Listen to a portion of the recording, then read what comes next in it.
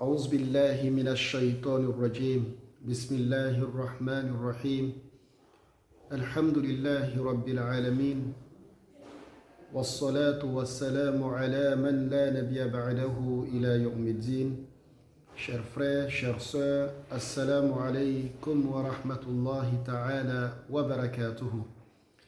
Alhamdulillah, aujourd'hui, par la grâce de Dieu, nous allons essayer de nous entretenir autour d'un sujet qui est d'actualité. Le sujet n'est rien d'autre que le deuxième mois lunaire.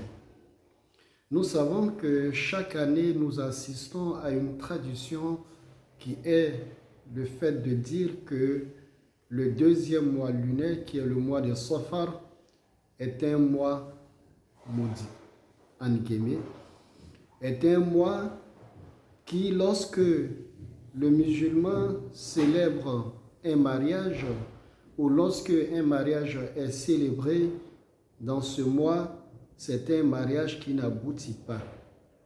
Ou en d'autres termes, c'est un mariage dans lequel on ne va pas avoir la paix ou la quiétude ou le bonheur en d'autres termes. Chers frères, chères sœurs, nous devons savoir que la sacralité d'une chose en islam est décrétée par Allah subhanahu wa ta'ala.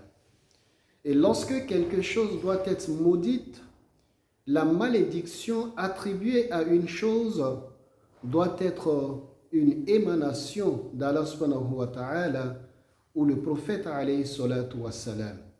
Donc le musulman ne s'assoit pas et fait des calculs, dire que ceci est interdit ou ceci est autorisé. Non. L'injonction d'une règle juridique en islam ne se fait pas selon ce que moi je pense, mais ça se fait selon ce que Allah subhanahu wa ta'ala a institué. Et voilà pourquoi, dans le mois passé, nous avons dit que le premier mois était un mois sacré. Mais cette sacralité, la source est une émanation d'Allah subhanahu wa ta'ala. Donc si le musulman doit traiter ce deuxième mois, dire que ce deuxième mois est un mois maudit, il va falloir que nous ayons des textes qui attestent que ce mois-là est vraiment maudit. Et on n'a jamais eu de texte en islam. Donc c'est pour nous dire, chers frères, chères sœurs, tout ce que nous avançons, il est important pour le musulman qu'on ait une source qui confirme ce que nous venons de dire ou qui affirme ce que nous venons de dire. Mais malheureusement, nous n'avons pas. Donc de manière brève, nous allons donner des événements. Comme tout tourne autour du mariage, autour de la malédiction des mariages qui sont célébrés durant ce mois, nous allons donner quelques exemples simplement pour nous dire que des mariages qui ont été célébrés au temps du prophète alayhi salatu wa salam, qui sont même considérés comme des mariages les plus bénis d'Allah subhanahu wa ta'ala. À titre d'exemple, est-ce que savez-vous que le mariage du prophète alayhi salatu wa salam avec sa tendre épouse, sa première épouse qui est Khadija, notre mère Khadija, a été célébré durant le mois de Safar. Durant le mois de Safar, c'est très important.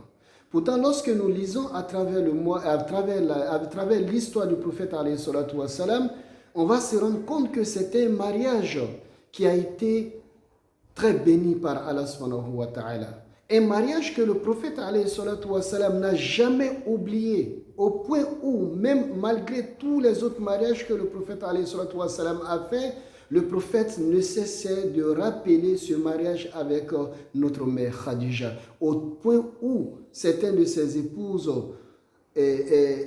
piquaient une crise de jalousie. Donc pour nous dire que le fruit de ce mariage, le prophète alayhi salatu wa salam, il a eu 7 enfants dans sa vie, mais 6 de ces enfants sont le fruit de ce mariage qui a été scellé durant le mois de Safar. Chers frères, chères sœurs, il faut savoir que Safar, c'est un mois comme tout autre. On peut célébrer des mariages comme ne pas. On n'a pas une obligation de célébrer le mariage. Mais si on ne célèbre pas le mariage, il va falloir qu'on ne se dise pas qu'on ne va pas célébrer parce que c'est un mois maudit. C'est ce que je veux qu'on retienne.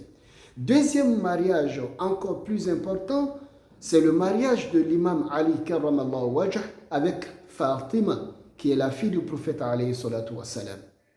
Nous savons tous que de ce mariage, nous avons eu la naissance de Imam Hassan et Hussein, que le prophète alayhi salatu wassalam a qualifié les jeunes, ça veut dire les responsables des jeunes dans le paradis.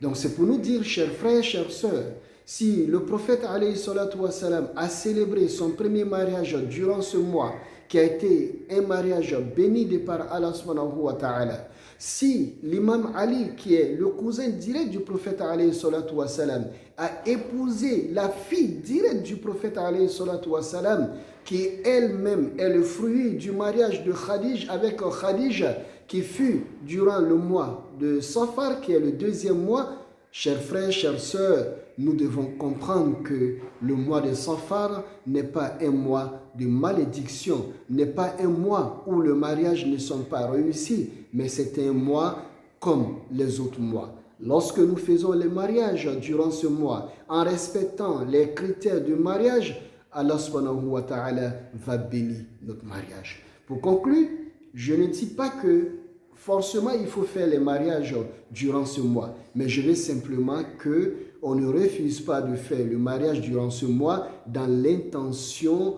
de dire que ces mariages-là sont des mariages qui ne sont pas bénis, ou bien ce sont des mariages qui ne vont pas aller jusqu'à la fin.